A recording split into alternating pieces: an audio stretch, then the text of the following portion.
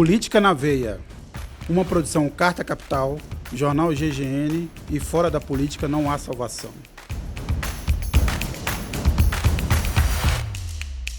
E aí, estamos aqui de volta em mais um Política na Veia, nesse dia aqui de um certo frio em São Paulo, as temperaturas baixaram, Cláudio Couto, Nassif. Nassif está bem protegido aí, mas está gripado, né, Nassif? Ameaçando.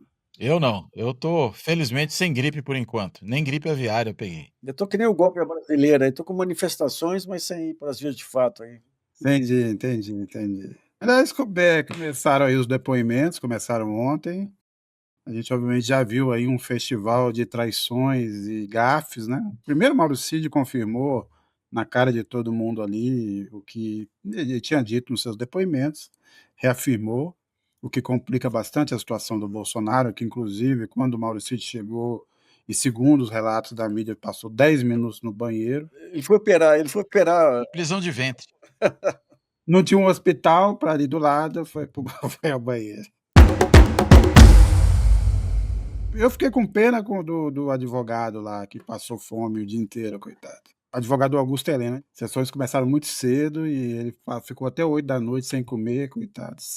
Ainda tinha que levar o Augusto Heleno até em casa, para depois ir para casa, para poder se alimentar. Realmente é uma tortura, Nassif. Nós estamos vivendo uma ditadura de fato, não? Nossa Senhora. Mas esse Augusto Heleno, ele devia ser. Não é inocentado.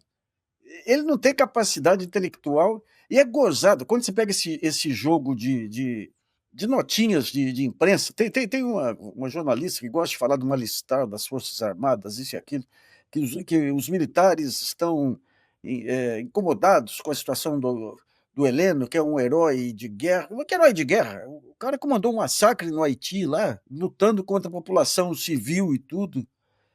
Mas é interessante, quando você pega esse almirante hoje aí, aquele que recusou-se a passar o cargo dele na frente do Lula e tudo, a humildade desse pessoal quando não tem a retaguarda da corporação, né?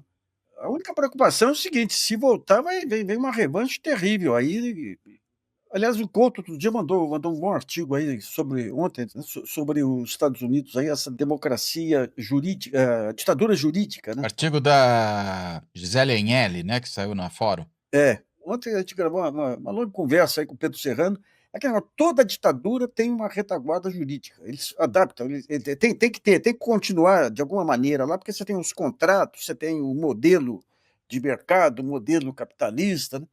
Então, toda ditadura tem a submissão aí do jurídico a ela, né?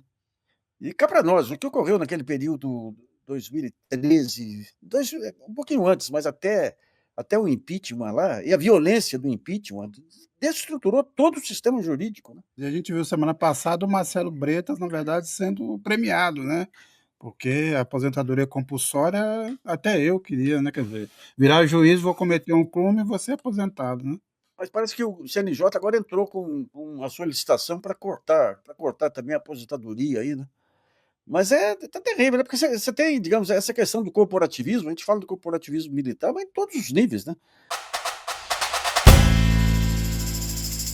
Daqui a pouco a gente vai falar dos Estados Unidos, que eu acho que é mais do que uma coisa jurídica, a gente vai falar um pouco adiante, porque, na verdade, o Trump está extrapolando, inclusive, as regras, mas a gente vai falar disso. E não sei ainda se, nesse caso, o Supremo Tribunal, a Suprema Corte americana, que tem sido muito condescendente com o Trump, em geral, se ela vai, se esse caso chegar lá, se ela vai também se alinhar, nesse caso, também ao Trump, mas a gente vai falar daqui a pouco. Mas, Cláudio Couto, voltando aqui aos depoimentos, está acontecendo que, de certa forma, o que a gente previa, que é cada um por si, salve-se quem puder, e é um festival, obviamente, de traições, e sem contar, obviamente, a piada que a gente vê, além de tudo, Nassi, eu já falei, perguntei isso aqui, comentei isso várias vezes nesse programa, e ontem, por exemplo, um dos advogados passou um áudio onde você vê ali, então, a participação lá do Luciano Hang da Havan, do dono do Coco Bambu, do fundador da Centauro, né? E o Alexandre Moraes perguntou se eles também deveriam ser incluídos no inquérito. Eu acho que seria o caso, mas a pergunta que eu continuo fazendo é a seguinte: aquele bando ali de miseráveis esmiolados Onde é que eles acharam que o Brasil queria que eles dessem um golpe e mandassem, implantassem uma ditadura no Brasil? De onde eles tiraram essa ideia de que o Brasil ansiava para ter no poder o Bolsonaro com Augusto Heleno, com Walter Braga Neto e toda essa que além de tudo são covardes e não têm honra, né? Porque estão ali um comendo o outro. Ninguém mantém nada, só vou querer salvar a própria pele. Mas, Cláudio Couto, o que a gente viu até agora, na verdade, não foge muito do roteiro imaginado, que é isso, né? Cada um agora vai tentar se livrar às custas dos outros. É isso mesmo, ô Sérgio. Tá todo mundo querendo livrar o seu primeiro, né? Em julgamentos, é normalmente isso que acontece. Cada um tenta livrar o seu, tem o seu advogado ali para defender o seu próprio cliente, e se no meio desse caminho for preciso lançar os outros ao mar, que se lance. A gente viu até agora há pouco, no depoimento do Anderson Torres, né, ele dizendo que a sua secretária ali, a delegada que era sua secretária para produzir boletins de inteligência, BIs, como ele falou, acho que ele puxa isso do inglês, daí a expressão BI em vez de BI, né, por isso simplesmente, já que são boletins de inteligência, que ela teve, uma sacada de gênio, né, que foi de perceber que onde você tinha prefeito do Lula, o Lula era muito votado, né, prefeito do PT, o Lula era muito votado, e que isso era um critério importante, veja, para poder saber se talvez ali houvesse compra de votos, mas ele de plano, para usar essa expressão, que foi o termo que ele usou, ele refutou qualquer possibilidade de levar isso adiante. Não obstante, nós vimos que houve aquelas operações da Polícia Rodoviária Federal, né, durante o segundo turno ali no Nordeste, para atrapalhar eleitores do Lula a chegarem, né, aos locais de votação. Eu digo eleitores do Lula porque foi justamente nos lugares onde ele obteve maior votação. Claro que a gente acredita tanto nisso quanto naquele famoso bilhete, né, que o menino escreveu para a própria mãe dizendo no final: "É verdade esse bilhete". É mais ou menos o mesmo, tão verossímil quanto aquilo, né, mas está fazendo seu papel de se defender. Agora, você perguntou também, Sérgio, da onde saiu, né, esse tipo de ideia de que alguém poderia querer um golpe de estado com um regime autocrático implantado pelo bolsonarismo, com todos aqueles militares participando ali do processo. Bem, saiu da onde se poderia imaginar que saísse algo assim, da cabeça desse pessoal. Da onde nada se espera, é de lá que não vem nada mesmo, né? Então, saiu da cabeça desse pessoal, tanto, né, dessa cúpula aí que urdiu o golpe, como desse empresariado que apoiou esse tipo de tentativa e nós, também sabemos, financiou esse tipo de tentativa, né? Não se trata só de um apoio moral, mas se trata de apoio financeiro. Afinal de contas, todos aqueles acampamentos ali à frente dos quartéis, que se mantiveram durante semanas, né, com alimentação, com infraestrutura, isso aí tinha que ser financiado de alguma forma. Já foi dito, né, o Cid, né, tinha mencionado isso até em material que foi obtido pela Polícia Federal, e ele confirmou que teria sido o pessoal do agro. Qual o pessoal do agro? Esse pessoal, imagino, não é um pessoal genérico, né, são pessoas específicas. Esses empresários que você lembrou, a mesma coisa, são pessoas específicas que estavam ali bancando esse tipo de coisa.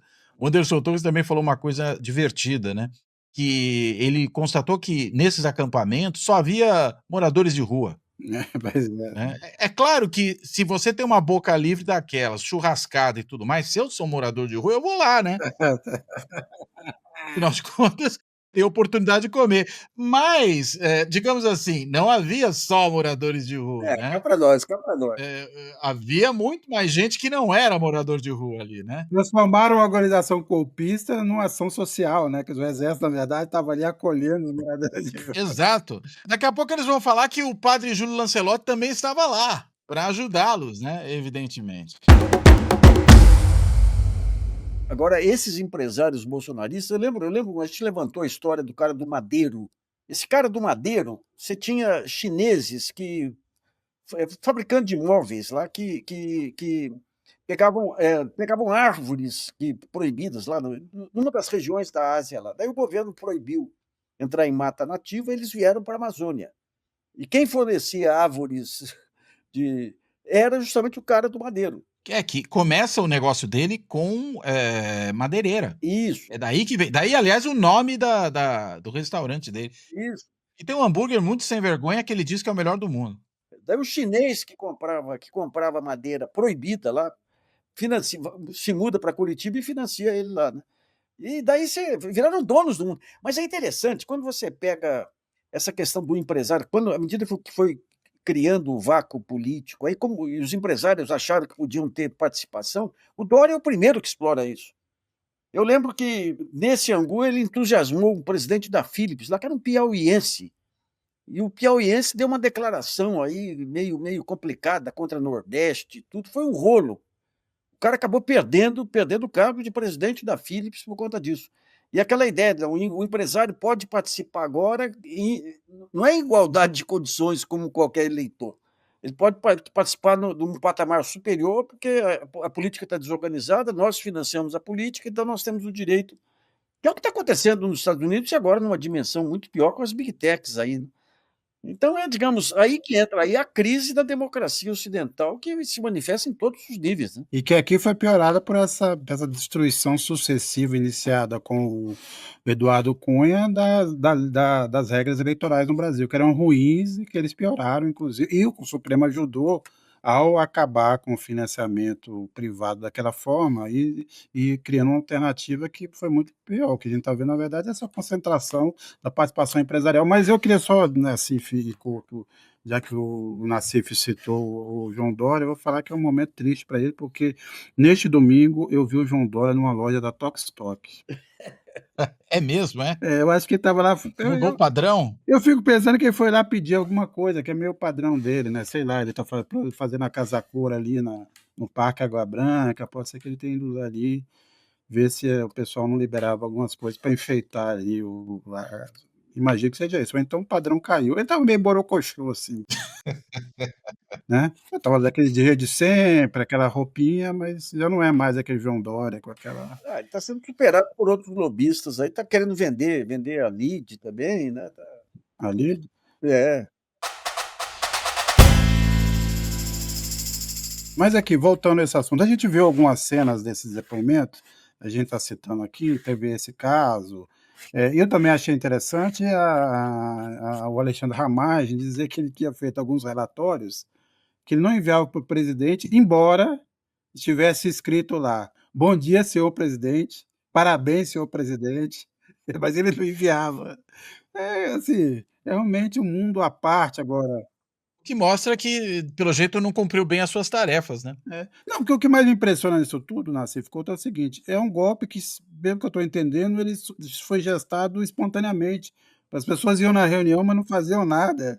Tinha um documento, mas ninguém fazia nada. Quer dizer, como é que nasceu aquela minuta golpista, se ninguém fez nada? Eram anotações pessoais, né, disse o Ramagem, sobre seus registros, que eram coisas para consumo próprio. A cena mais hilária é quando o Cid lá diz que o Bolsonaro confiscou o documento e deixou para a prisão só o Alexandre de Moraes. Alexandre. Não, o depoimento do Mauro Cid, que já tinha sido devastador, foi mais ainda, porque ainda foi na cara do Bolsonaro. E o Bolsonaro lá atrás, obviamente. Com dor de barriga. Porque eu nunca vi também o Bolsonaro dar uma entrevista onde ele tenha sido confrontado com alguma coisa. Desculpa, eu não me lembro de ter visto. Vocês lembram de alguma entrevista que alguém confrontou o Bolsonaro? Não. Pelo contrário, ele é sempre tratado com muita lianura, né? Essa campanha contra o Alexandre de Moraes, às vezes eles orbitam um pouco para lá e para cá, mas é evidente que o que está acontecendo hoje no Supremo é uma defesa da democracia, né? Mas, digamos, essa campanha de desmoralização não visa agora, ninguém quer o Bolsonaro solto aí. Ninguém. Eu acho que nem os filhos aí, todo mundo quer saber quem é que ocupa o lugar dele. Isso é preparativo para 2027. 26. Infelizmente é 2026, não 27. A eleição é 2026, mas eu digo 2027. Se entrar um Tarcísio aí querendo desmontar tudo, então, digamos, essa investida contra o Supremo é para prevenir lá na frente aí, né? Outro dia, você pega aquele episódio patético do Bolsonaro, que você vê, ele tem uma crise sempre naqueles momentos cruciais, essa crise troca o médico dele, vai um outro médico, cuja referência do outro médico é ser amigo da Michele Bolsonaro, que faz uma cirurgia de 10, 12 horas aí, que 2, 3 dias depois ele tinha transformado a UTI numa sala de visita aí, gravando até comercial. E daí o Alexandre de Moraes manda um oficial de justiça levar uma intimação, é aquele rapaz lá um rapaz da Veja, em não sei quantos anos de jornalismo, é a cena mais abjeta que eu já vi. Todo mundo sabendo da gravidade do problema do Bolsonaro, e o Alexandre de Moraes manda uma. Ele tinha transformado a UTI em sala de visita, pô. Recebia todo mundo lá. Não, fez live lá, né? Então, digamos, esse negócio em cima do Alexandre de Moraes e do STF já é prevenindo, porque se na eventualidade de uma vitória do Tarcísio aí, que Deus nos livre aí, a única força de contraponto organizada é o Supremo pela dimensão que assumiu hoje. Então, aquele Supremo que foi poupado em todos os abusos, inclusive no abuso do impeachment, né, de autorizar o impeachment lá, hoje está sendo alicerce da democracia e está sendo ameaça para esse pessoal. Lembrando aqui que o grande projeto, aparentemente, o grande projeto do bolsonarismo associado com a parte do Centrão é fazer, assim, passar o rodo no Senado, onde, em tese, você teria condições de confrontar, assim, por exemplo, fazer impeachment de ministro, estabelecer mandato para ministro do Supremo, que eu não acho que até poderia ser discutido desde que não fosse com esse objetivo espúrio, né? Mas é um pouco desse jogo. A gente tem visto aí também os heróis do bolsonarismo, não, prometendo anistiar o Bolsonaro e minimizando a ditadura, né? Quer dizer, fez o Zema, o Caiado essa semana no Roda Viva foi pela mesma linha, né? Disse que não foi uma ditadura. Ali você teve alguns momentos de tensão, mas exatamente nós não vivemos uma ditadura. Agora, o Zema é uma coisa deplorável, né?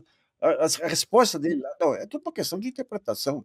O Nassif citou bem, porque hoje o Estadão fez um editorial defendendo que essa julgamento supremo é importante para o Estado de Direito, para acabar com o golpismo e tal, mas me parece justamente você está se livrando do Bolsonaro. É uma pá de cal já para abrir o caminho para o substituto, né?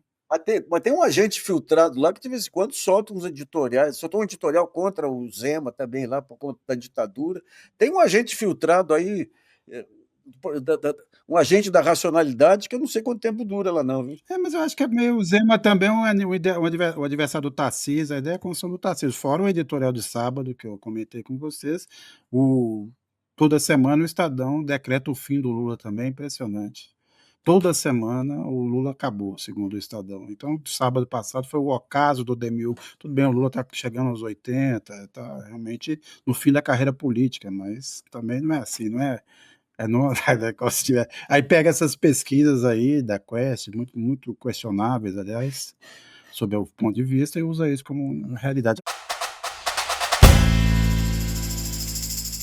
A gente acompanhou também aí, tem acompanhado. Ontem, por exemplo, teve um protesto também gigantesco em Nova York, em outras cidades. Em Los Angeles, a situação ainda não melhorou. O Trump mandou a Guarda Nacional. E aí, sem autorização do Estado, o que confere, então, ao Trump poder absoluto sobre a Guarda Nacional, porque não foi um pedido do Estado, e agora está mandando 700 Mariners, assim.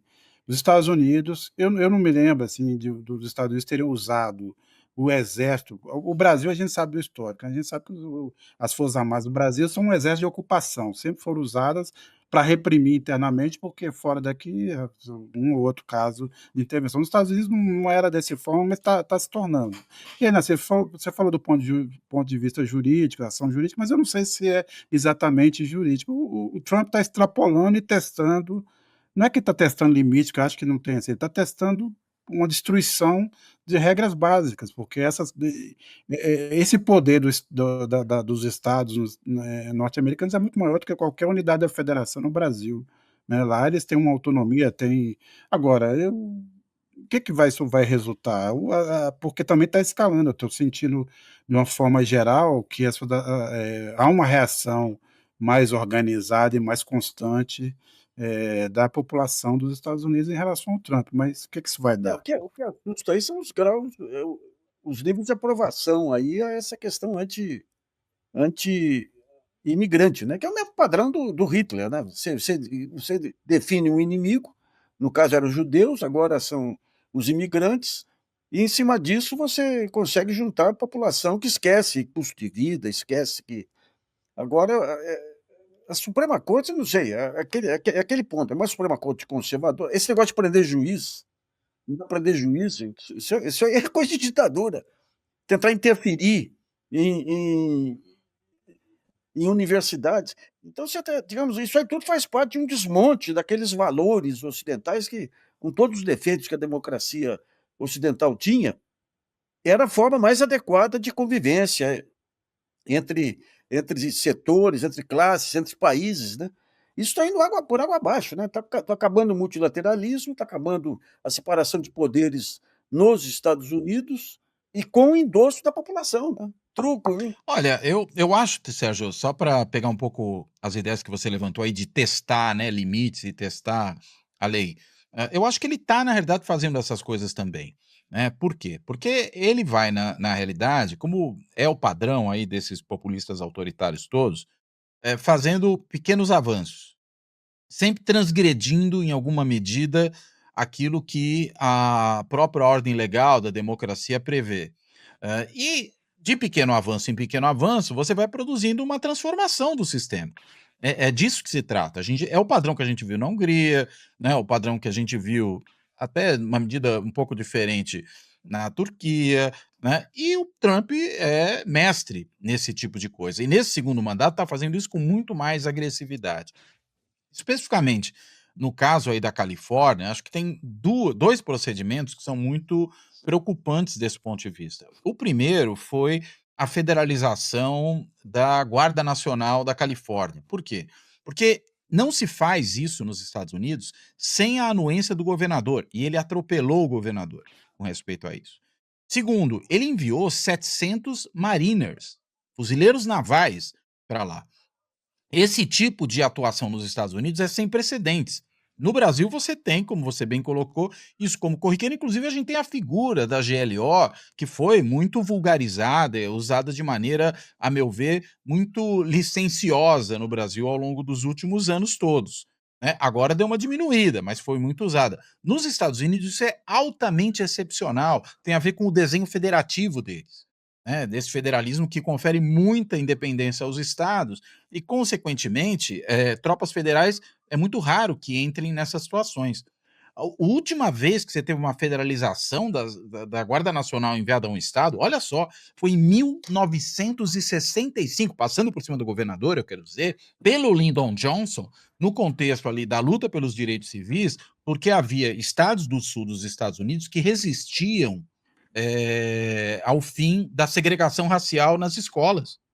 Então, na verdade, você manda tropas federais para justamente assegurar que essa não segregação acontecesse. Olha o contexto, é muito diferente. Na verdade, eram tropas federais contra a Ku Klux Klan, em boa medida. Agora, ele, na realidade, está mandando tropas federais contra manifestantes pacíficos e está atropelando a autonomia, mais que a autonomia, a independência do governo estadual da Califórnia. Inclusive, o seu czar da fronteira lá afirmou que, se alguém se interpusesse entre ele e os imigrantes para evitar que ele cumprisse a sua função designada pelo presidente, ele prenderia qualquer um, inclusive o governador da Califórnia, que resolveu trucar, né, que falou: "Ah, é? Vem atrás de mim, vamos acabar logo com isso, venha me prender", né. E o Trump falou: "Olha, acho que ele tinha que prender mesmo esse governador". Olha só a escalada que a gente tá, né, um presidente que, mesmo que com aquele, estilo ali, zombeteiro, né, do Trump, vai prender o governador. Aliás, eu acho ele um cara legal, mas ele é muito incompetente, acho que tinha que prendê-lo mesmo. Mas ele está, na realidade, produzindo uma escalada, e me parece que é isso que ele exatamente pretende. Ele está usando, inclusive, a expressão insurreição, acusando os manifestantes de insurrecionistas, porque isso vai ali fazendo referência ao, ato insurrecional, que é um ato lá de 1807, nos Estados Unidos, que foi criado num período ali ainda da construção do país, período pós-independência, para evitar, eventuais ações que fossem contra a construção do país no processo de independência, pós-independência. E é uma coisa que se usou em momento de guerra só, não em situações desse tipo. Ou seja, o país não está sob ataque, né, não está sob ocupação, mas ele transforma nisso, ele usa esse linguajar. Então ele vai criando precedentes para dar sempre passos adiante. é uma situação muito complicada, muito perigosa, que se caracteriza, né, em governos autocráticos, né. Então a gente já tem ali um governo que opera de forma autocrática no país. É muito perigoso o que está em curso ali e é perigoso também por uma outra razão, não só para os americanos, porque dá a letra do que pode ser feito em outros lugares, né. Se mencionava aqui, se esse pessoal volta, acho que foi o Nassif que falou, né, eles voltam para uma revanche. O Trump está fazendo essa revanche. Quando se fala em intervenção em outros países, 3 formas de intervenção que estão começando a criar corpo aí, e que miram o Brasil, né. Uma é essa tentativa de classificar a organização criminosa de organização terrorista, que dá um poder para os Estados Unidos para entrar aqui, invadir e pegar os terroristas, entre aspas, aí, sem passando por cima dos tratados internacionais. O segundo ponto, a questão de Alcântara, que é um bochicho que começou lá, consultas que começaram, de querer tratar como território americano pelos investimentos americanos feitos lá. Hoje é um território americano. Brasileiro, para entrar lá, tem que passar por autorização americana, né? E o terceiro ponto é esse conceito da lei anticorrupção. O que diz a lei anticorrupção na interpretação americana? Qualquer corrupção que afete um cidadão americano, os Estados Unidos interferem. É por isso que colocaram aqui escritórios de advocacia ligados aí ao Departamento de Estado nas 3 principais empresas brasileiras. Na Petrobras, nas 4, né? Na Petrobras, na JBS, na Embraer e na Eletrobras. E na Odebrecht também, que destruíram aí também, né? Ou seja, você está tendo as diversas formas aí de extrapolação, de substituição desse poder, dessa ordem que vigorava antes, que para os Estados Unidos interferir, eles tinham que invadir países, jogar bomba, por essas outras formas aí que caracterizam, e daí com a soma das big techs. Ou seja, a geopolítica é algo sofisticado, tremendamente arrasador. Então, tem 2 pontos aí que eu queria lembrar. Primeiro, a gente viu recentemente uma notícia de tentando ligar as facções do Brasil ao terrorismo, que é a história de que tinha um advogado que lavava dinheiro, que era ligado a movimentos terroristas no Oriente Médio e que também lavava dinheiro para o PCC. Isso é um sinal disso. O segundo é que eu tenho lido aqui ali em alguns sites especializados em assuntos militares de que os Estados Unidos também estariam interessados, por exemplo, em Fernando de Noronha, dados os investimentos feitos na Segunda Guerra, ali em Natal, a proteção do espaço. Então, quer dizer, Fernando de Noronha seria uma sub-Groenlândia para o Trump, mas isso, por enquanto, é especulação de sites ligados a assuntos militares, mas Uma super Groenlândia com clima mais ameno, né? um clima mais ameno, é isso, é isso. Mas é a mesma lógica, né? Quer dizer, vamos tomar Sim, sim, sim. E vamos, a do vamos, Panamá vamos também. tomar nosso cuidado em um determinado território, fazer uma espécie de proteção para. Se bem que a Groenlândia, na verdade, é a busca de uma rota que desvia da Rússia e da China, tem as suas explicações na disputa, também naquela lógica de que as mudanças climáticas vão piorar, o clima vai ficar mais quente, vai derreter as geleiras polares, e então, portanto, vai ser possível explorar petróleo para ir acabar com tudo de vez. É mais isso. Agora vai estar ruim, mas a gente vai aproveitar o petróleo lá. Agora, de qualquer forma, assim, qual a dificuldade disso? E aí ficou nos Estados Unidos. É porque ele está fazendo essa repressão lá em Los Angeles, na Califórnia, tomando essas atitudes, mas a coisa está se espalhando. Ele vai fazer a mesma coisa em Nova York, que ontem teve um protesto de tamanho considerável, vai fazer isso, já são 20 cidades de médio ou grande porte nos Estados Unidos com manifestações contra essa lei de imigrantes. Me parece também que ele usa isso para tentar compensar o fracasso em outras áreas. Quer dizer, ele não conseguiu resolver a guerra da Ucrânia, a situação em Gaza está indo de mal a pior, fora os recuos, né, nos tarifaços, na imposição de normas para os países estrangeiros que não estão aceitando, e tem a China, por exemplo, aí agora negociando. Quer dizer, a gente sabe do que ele virou. Trump virou uma piada, né?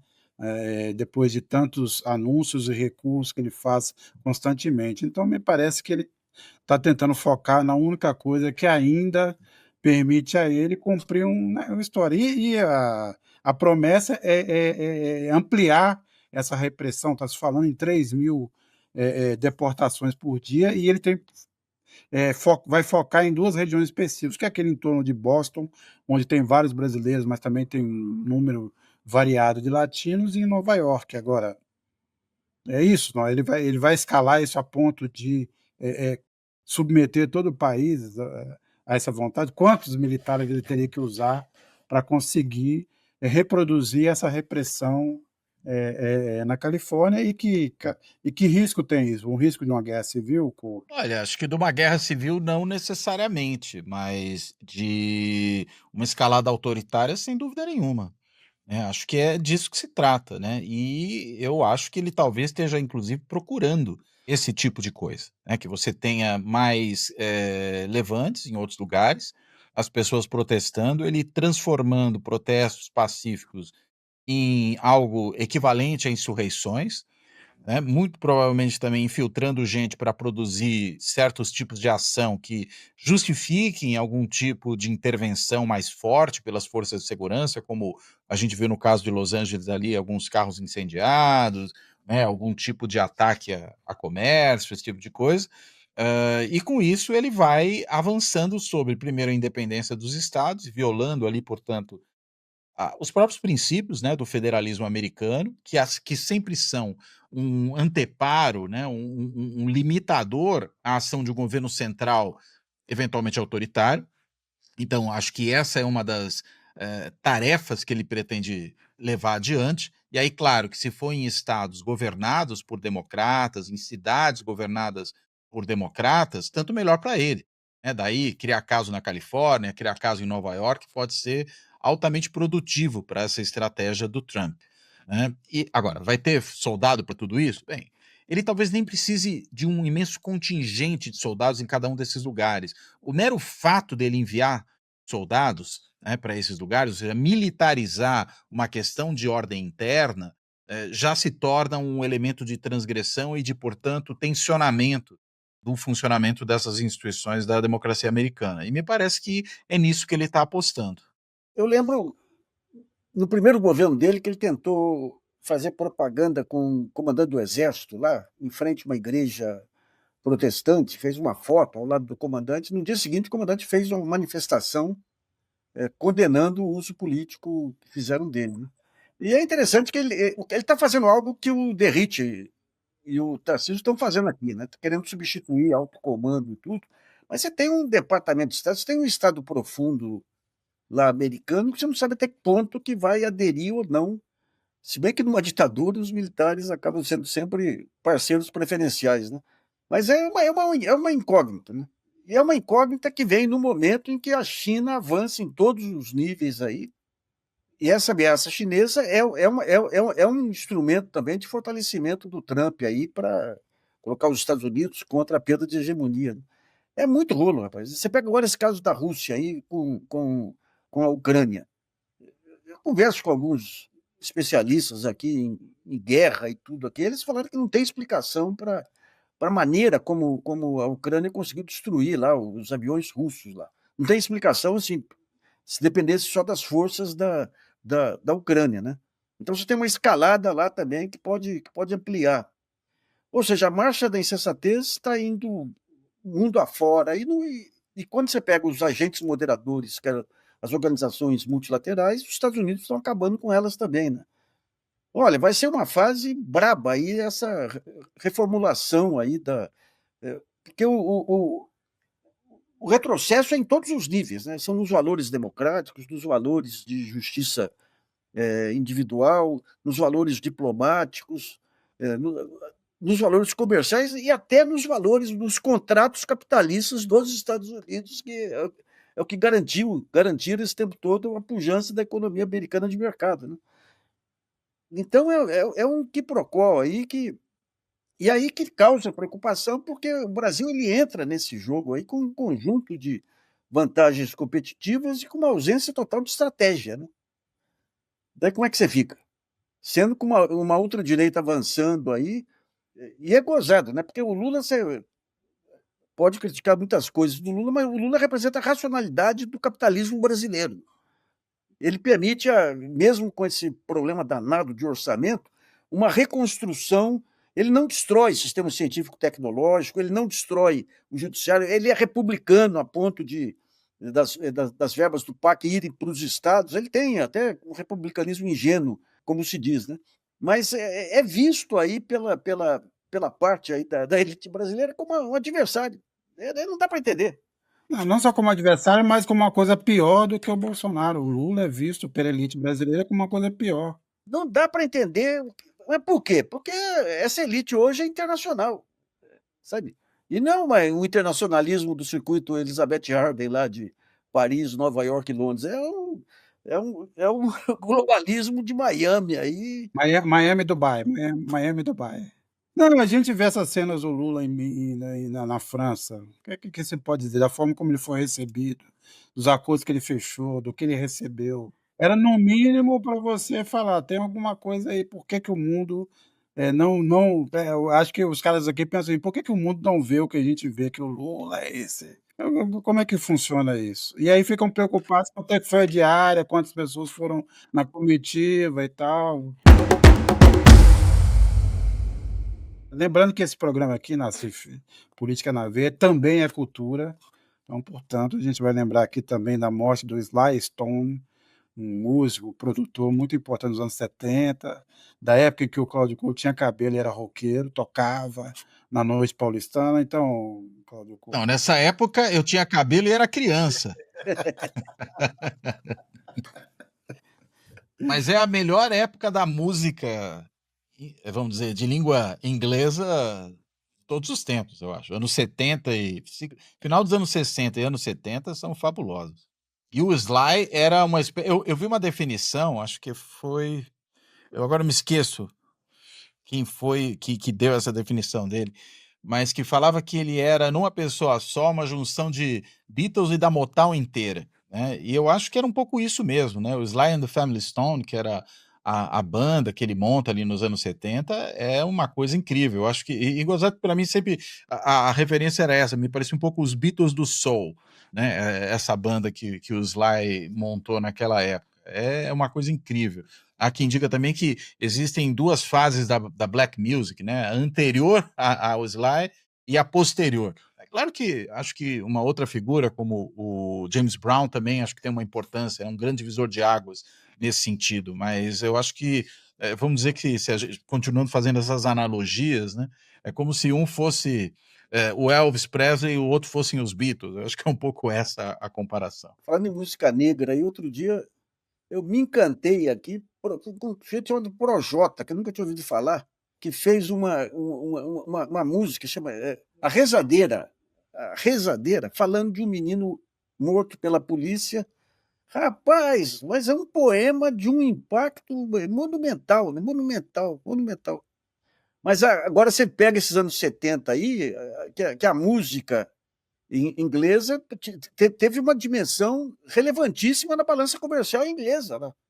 Eu lembro quando começou, nos anos 80, até em 90, quando não, um pouquinho depois, quando entra o Gil e tudo, o exemplo aqui era o modelo inglês de música aí que tinha, e de filme também, né, com 007, com todas aquelas, ou seja, aquela velha ilha já gerou coisas boas aí recentemente, né? Foi um momento fantástico, acho, de certa forma, para uma música mundial. Lembrando que no Brasil também, nesse período, a gente teve o avanço aí do samba rock, Jorge Ben, na sua melhor fase, e mesmo as ligações com a black music que surgiram naquele período, grandes nomes também. Momento interessante, né? Eu não vou ficar parecendo aqui essa história de velho, que no meu tempo era bom, que até porque eu não sou tão velho assim e tal, mas realmente foi um momento especial. Eu sou tão velho assim, e o festival que lançou o Jorge Ben e o Paulinho da Viola, que era a Feira Permanente da Música Popular, eu classifiquei uma música para a final. Aê, olha só. Chamava Congresso Internacional do Medo para criticar a política de restrição do Roberto Campos. Aí eu tinha 18 anos na época, né? Era já misturando economia com música, né, ô É, Nassif? E não consigo achar original. Já fui na Cinemateca aí, não tem original aí para. Eu falo para minhas filhas, elas olham com aquele ar de desconfiança, assim.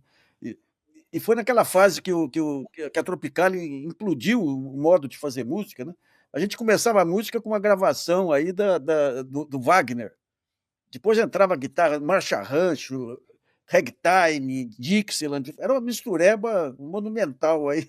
Entendi, entendi. Bem, um dia você precisa apresentar isso aqui, Nassif, para quem nos escuta. Essa eu não consigo, porque essa aí era em coro, em coral lá, e eu preciso pegar meu primo, que era meu parceiro de música aí, para pegar um fim de semana em Poços para relembrar a música aí. E aí você grava. É, Bem, então é isso. Quer dizer, fica registrado aí, o Nassif está devendo uma apresentação, o Cláudio Couto também, né? Vocês podem até tocar juntos e tal. Eu vou levar o meu violão de 12 cordas Né? pra tocar junto. opa, aí é bravo, hein? É isso aí, mais um Política na Veia aqui. Acompanhe sempre semana que vem, nas próximas semanas, estamos aqui sempre acompanhando. E vamos dizer que o mundo também tem sido generoso com a gente, assim, não tem faltado assuntos. Então, agradecemos ao Trump, ao Bolsonaro e seus comparsas pela quantidade de assuntos que eles permitem a gente comentar aqui. Acaba sendo até divertido, né? Nassif Couto, até a próxima. Valeu, gente. Até a próxima. Um abraço. Até mais.